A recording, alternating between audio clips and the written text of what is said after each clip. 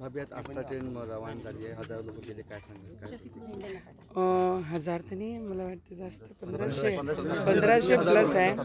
हजारो म्हटलं. हो, हजारो लोक. येस.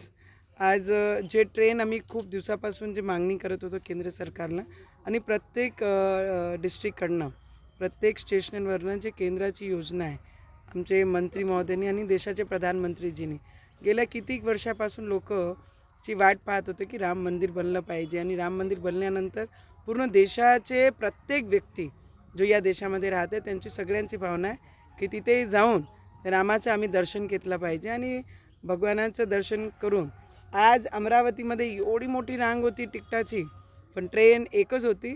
आम्ही जेवढं झालं तेवढंच ग्रामीणमध्ये शहरामधून बरेचसे शेतकरी आहे, बरेचसे मजदूर आहे, त्याच्यामध्ये बरेचसे यंगस्टर्स आहे, जे सगळे आपले आपले काम बाजूनी पाडून जे 500 वर्षाची इतिहास जे वनवास होता रामाचा म्हणते ते संपला. आमचं 2-4 दिवसाचं काम आम्ही नाही केलं तरी चालते, आम्हाला दर्शनाला जायचं आहे.